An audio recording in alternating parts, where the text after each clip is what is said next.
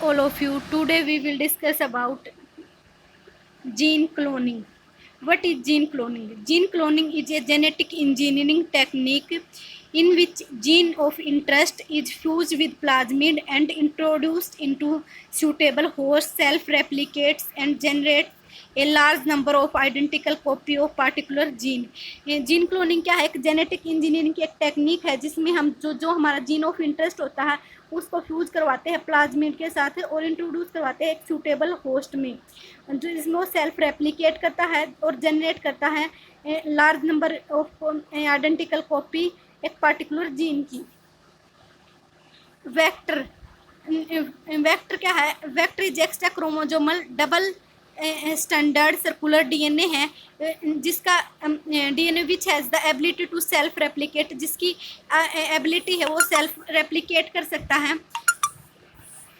It act as a carrier molecule, ये act करता है कैरियर मोलिक्यूल की तरह in which foreign DNA can be insert. अगर फोरेंजिन डीएनए इंसर्ट करेंगे हम, इंटीग्रेटेड एंड रेप्लिकेट, उसके साथ इंटीग्रेट करेगा और रेप्लिकेट करेगा होस्ट सेल में, जो प्रोड्यूस करेगा multiple clones recombinant DNA, multiple clone copy बना देगा उसकी। cDNA सिंथेसाइज, जो cDNA सिंथेसाइज हम करते हैं reverse transcription in the process of making A double standard DNA. इसमें हम रिवर्स ट्रांसक्रिप्शन के जो प्रोसेस होती है जिसमें हम रिवर्स ट्रांसक्रिप्शन के प्रोसेस से डबल स्टैंडर्ड डीएनए मॉलिक्यूल को फॉर्म करते हैं सिंगल स्टैंडर्ड आरएनए टेम्पलेट में और कैटेलाइज करते हैं बाय एंजाइम रिवर्स ट्रांसक्रिप्टेज, जो हमारा एंजाइम है रिवर्स ट्रांसक्रिप्टेज की हेल्प से। It is also called RNA dependent DNA polymerase, जिसको हम आरएनए डिपेंडेंट डीएनए पॉलीमरेज भी कह सकते हैं। प्लाज्मिड में क्लोनिंग हम किस तरह से कर सकते हैं? हमारे पास कोई भी प्लाज्मिड होगा, उसमें जो जीन फॉर एंटीबायोटिक रेजिस्टेंस होगा, जो भी हम लेंगे प्लाज्मिड इकोलाई, जो फॉरेन डीएनए है उसकी वो रिकॉग्नाइज रीजन ऑफ इंटरेस्ट को हम आइसोलेट करेंगे इकोलाई रीजन में, और जो आइसोलेशन ऑफ डीएनए फ्रेगमेंट, सबसे पहले हम आइसोलेशन करेंगे डीएनए फ्रेगमेंट्स का। तो फिर जो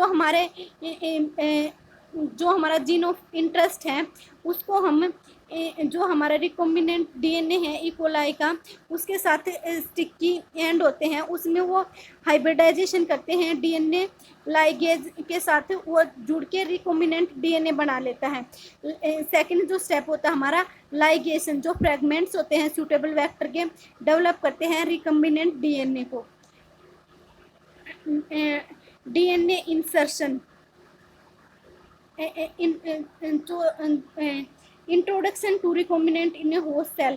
तो इसमें हम क्या करते हैं डीएनए इंसर्शन में थर्ड स्टेप है जो हम इंट्रोडक्शन करवाते हैं रिकॉम्बिनेंट को होस्ट सेल में।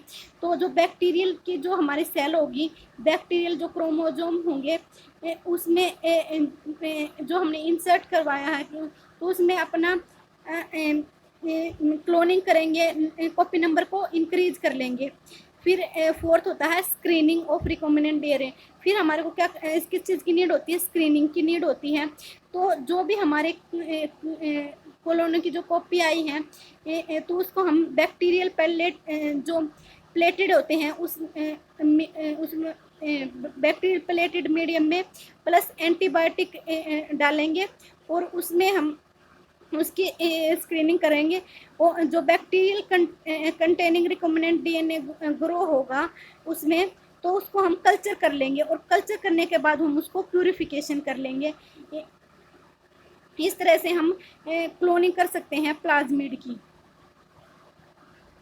अब है टीआई प्लाज्मिड की हम किस तरह से कर सकते हैं। जो एग्रोबैक्टीरियम टूमीफेसियन है, डीएनए कंटेनिंग जीन है, जो डिजायर्ड ट्रेट हमारे पास जो टीडीएनए है, टीआई प्लाज्मिड है और रिस्ट्रिक्शन साइट होती है उसके ऊपर। इन जो फर्स्ट स्टेप में क्या होगा, जो डीएनए कंटेनिंग जीन है, जो डिजायर्ड ट्रेट है, जो जीन ऑफ इंटरेस्ट हमारा इंसर्ट करेंगे डीएनए जो प्लाज्मिड में हम यूज़ करेंगे रिस्ट्रिक्शन एंजाइम डीएनए लाइगेज। तो जो क्या होगा रिकॉम्बिनेंट टीआई प्लाज्मिड बन जाएगा। उसके बाद जो सेकंड स्टेप हमारा, हम इंट्रोडक्शन करवाएंगे प्लांट सेल कल्चर को फिर प्लांट सेल जो टीडीएनए कैरी करेंगे, जो नए जीन का जो न्यू जीन है प्लांट क्रोमोसोम में, तो उसकी वो रीजनरेट करेगा जो प्लांट है, और एक न्यू वैरायटी जो प्लांट की है वो हमारे पास आ जाएगी इससे। अब हम इस में जो बैक्टीरिया है उसमें किस तरह से, तो कोई भी हमारे पास इकोलाई है उसमें जो उसके पास जो वेक्टर है उसके पास बैक्टीरियल प्रमोटर रीजन, उसके पास इंसुलिन का जो